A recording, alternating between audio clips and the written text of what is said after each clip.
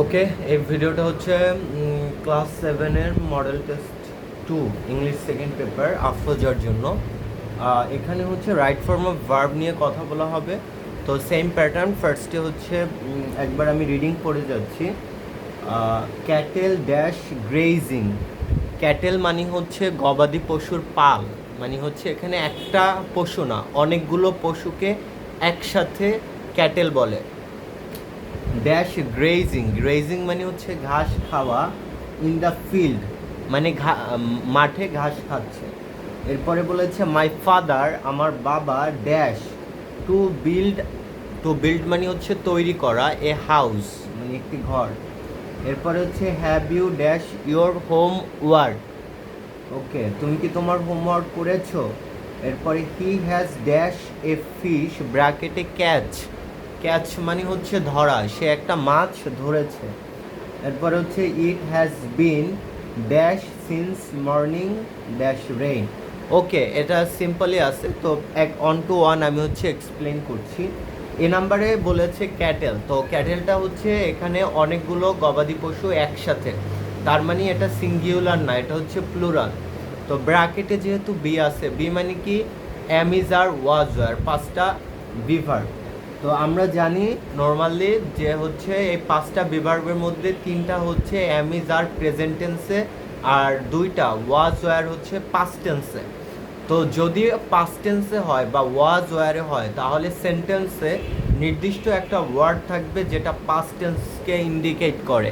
তো যেহেতু এরকম কোনো ওয়ার্ড নেই, তার মানে আমরা ধরে নিব এটা প্রেজেন্টে আছে, তার মানে এম ইজ আর থেকে একটা হবে। ওকে, আচ্ছা। তো সেকেন্ডলি হচ্ছে যেহেতু ক্যাটেল প্লুরাল নাম্বার, এজন্য এরপরে হবে আর। যদি সিঙ্গুলার হতো তাহলে ইজ হতো, আর যদি আই থাকতো তাহলে এম হতো। তাহলে আনসারটা হবে কি cattle are grazing in the field, অর্থাৎ গবাদি পশুর পালরা মাঠে ঘাস খাচ্ছে। ওকে, এরপরে বলেছে my father dash to build a house ব্র্যাকেটে গো। ওকে, এই জায়গাটাতে ব্যাপারটা হচ্ছে যে মাই ফাদার এখানে হবে is going two. Is going two, my father is going to build a house, এটার মানে হচ্ছে আমার বাবা একটি বিল্ডিং করবে, মানে এটা ফিউচারের একটা এক্সপ্রেশন বোঝায়। তো যখন আমরা এরকম দেখব তখন আমরা যেটা করব যে তোমার এখানে এটাকে বলে ইনফিনিটিভ। টু বিল্ড মানে করতে যাচ্ছে বা গড়তে যাচ্ছে বা নির্মাণ করতে যাচ্ছে, তখন যে ভার্বটা ব্র্যাকেটে দেয়া থাকবে তার সাথে আইএনজি হবে এবং এর আগে হচ্ছে একটা বিভার্ব হবে, এম ইজ অথবা আর। তো এজন্য হবে my father is going to. আচ্ছা, ইজ গোয়িং টু বা I am going to, they are going to. Okay, তাহলে এখানে হবে কি my father is going to build a house. তার মানে এটার এক্সপ্লানেশন যেটা দাঁড়াচ্ছে সেটা হলো যে ফিউচার একটা এক্সপ্রেশন বোঝাচ্ছে, এজন্য এখানে বি ভার্ব প্লাস ভার্বের সাথে আইএনজি। তো এখানে বি ভার্ব হচ্ছে কোনটা, ইজ, মাই ফাদার ইজ। আর এখানে মেইন ভার্ব কোনটা, গো, যেটা ব্র্যাকেটে দেয়া, এটার সাথে হবে আইএনজি প্লাস বাকি অংশটা। ওকে, এরপরে 3 নম্বরে have you dash your homework. Okay, এখানে হ্যাভটা হচ্ছে একটা অক্সিলিয়ারি ভার্ব এবং এটা হচ্ছে প্রেজেন্ট পারফেক্ট টেন্সের অক্সিলিয়ারি ভার্ব।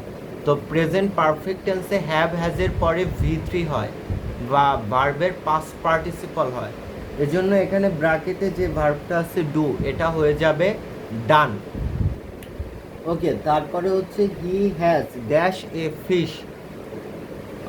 আচ্ছা, এর আগের সেন্টেন্সটা সি নাম্বারটা কিন্তু ইন্টারোগেটিভ সেন্টেন্স, এজন্য হ্যাভ যেই অক্সিলিয়ারিটা সেটা সাবজেক্টের আগে এসেছে। এরপরে হচ্ছে ডি নাম্বারে হ্যাজ আছে, এর পরে হ্যাজ আছে।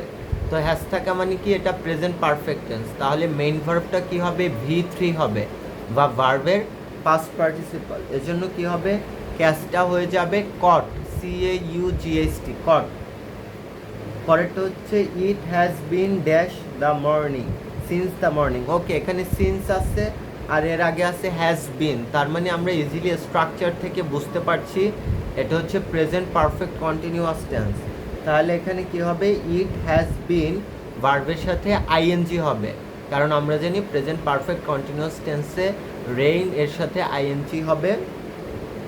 তাহলে আনসারটা হবে ইট হ্যাজ বিন রেইনিং, রেইনের সাথে ING, raining since morning. Okay, thank you. এটা হচ্ছে তার মানে হচ্ছে সকাল থেকে বৃষ্টি পড়ছে। Okay, thank you.